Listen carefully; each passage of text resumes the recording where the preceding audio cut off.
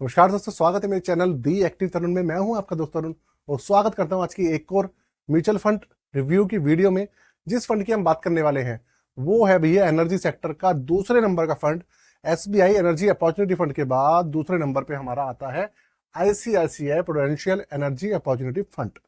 अभी तक दो ही फंड थे, लेकिन अभी जो बड़ौदा परिवार बीएनपी म्यूचुअल फंड हाउस है, उन्होंने भी अपना एनर्जी सेक्टर का जो एनएफओ है वो लॉन्च कर दिया है।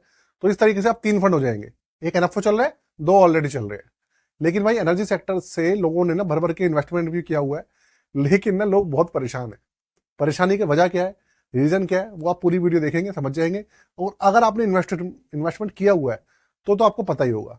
अब इस फंड के बारे में लेटेस्ट क्या इंफॉर्मेशन है, क्या जानकारी है, क्या अपडेट है, वो आपको पूरी की पूरी मिलने वाली है। छोड़ के मत जाइएगा और स्किप मत कीजिएगा, क्योंकि कोई भी अगर आप स्किप करेंगे तो जानकारी छूट जाती है और भैया फिर वो आपको दोबारा से पूरी वीडियो देखनी पड़ेगी या कुछ भी है, नुकसान हो जाता है कई बार।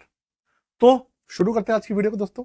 चैनल पे पहली बार आए तो चैनल को सब्सक्राइब कर लीजिएगा, बेल के आइकन को दबा दीजिएगा और प्यार से कमेंट कर दीजिए। तो 10 रुपए पर लॉन्च हुआ था। लॉन्चिंग की डेट है इसकी 22 जुलाई 2024। तो जुलाई के बाद अगस्त, सितंबर, अक्टूबर, नवंबर, दिसंबर, जनवरी, इसको चल रहा है छठा महीना। तो 6 महीने में 10 रुपए पे लॉन्च हुआ था।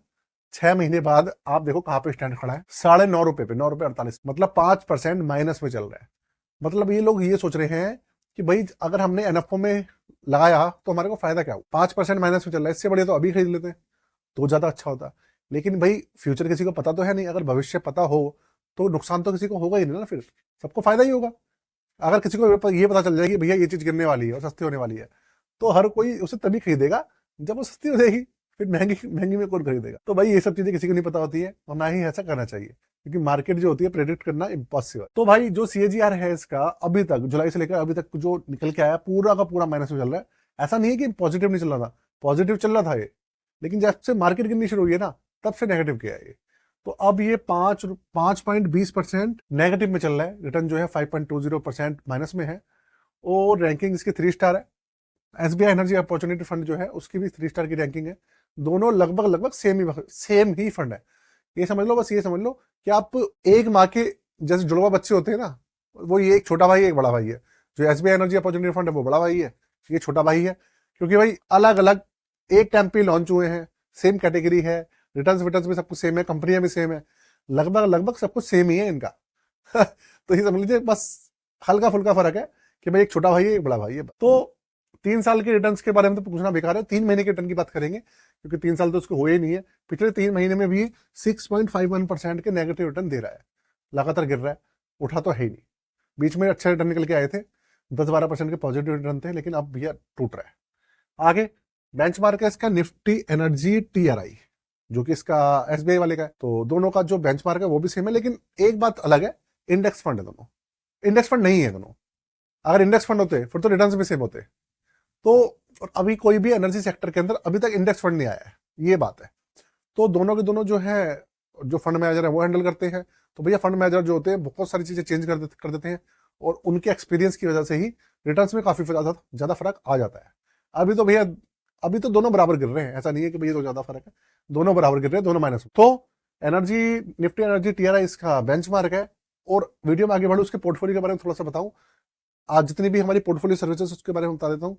जितने मेरे भाई नए जुड़ रहे हैं इस वीडियो के माध्यम से, जिनको नहीं पता है पोर्टफोलियो सर्विस के बारे में, वो अपना पोर्टफोलियो बनवा सकते हैं, या आपके पास ऑलरेडी एक्सपेंस रेशियो है इसका 0.43%। एक्सपेंस रेशियो काफी कम है, ये बहुत अच्छी बात है।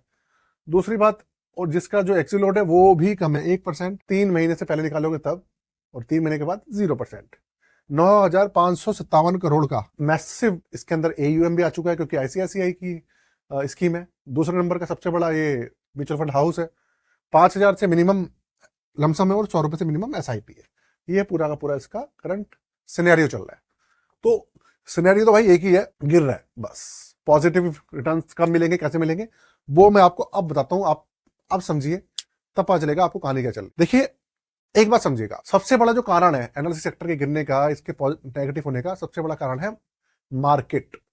और उसके बाद जो दूसरा कारण है वो है आपका रूस और यूक्रेन का युद्ध। अब रूस और यूक्रेन का युद्ध जो है वो पिछले 2.5-3 साल से चल रहा है। तो ये तो है नहीं कि इसकी वजह से ये फंड ने कभी पॉजिटिव रिटर्न देनी है, या एसबीआई एनर्जी फंड ने पॉजिटिव रिटर्न नहीं दी, ऐसा तो है नहीं।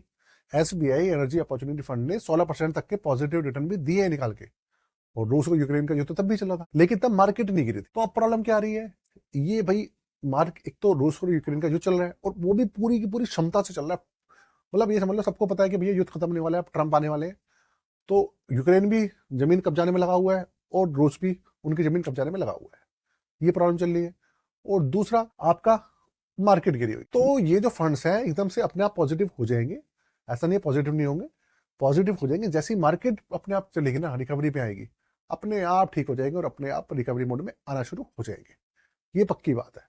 लेकिन कब होंगे ये नहीं पता है, मार्केट अब बजट के बाद सेट होगी। देखो ये बात तो कन्फर्म है कि मार्केट ना अब धीरे धीरे सेटल होना शुरू हो जाएगी।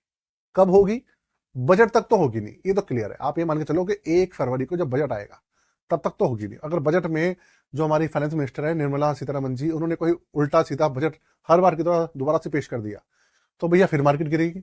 अभी तो 23,300-400 पे चल रही है, हो सकता है मार्केट जितनी उस टाइम हो सकता है थोड़ी बहुत बढ़ जाए और उसके बाद जितनी बढ़ेगी वो फिर टूट जाएगी, या फिर 23,000 के आसपास चली होगी तो और नीचे चली जाएगी, कन्फर्म है। और अगर बजट अच्छा आ गया गलती से, वैसे तो बहुत ही कम उम्मीद है उनसे कि भैया वो अच्छा बजट पेश कर देंगी, ऐसा तो उम्मीद उनसे मुझे ना के बराबर ही है, लेकिन अगर फिर भी उन्होंने पेश कर दिया अच्छा, जो कि मिडिल क्लास के लिए, इन्वेस्टर्स के लिए अच्छा हुआ, तो फिर मार्केट बढ़ जाएगी।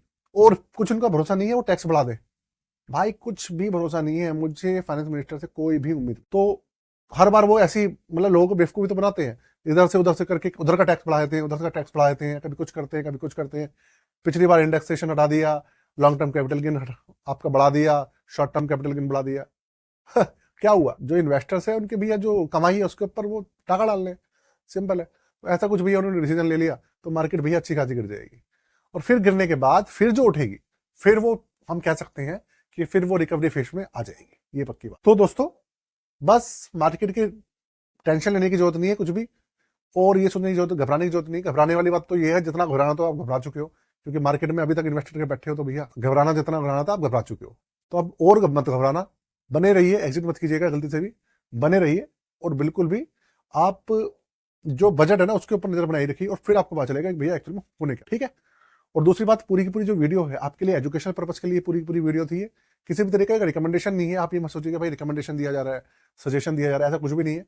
आपको सिर्फ और सिर्फ रिव्यू है, आपको समझाने के लिए कि भैया करंट सिनेरियो भी चल क्या रहा है। तो आज के लिए हमारे साथ बने रहिएगा, सब्सक्राइब कर दीजिएगा, बेल का आइकन को दबाना। आज के लिए जय।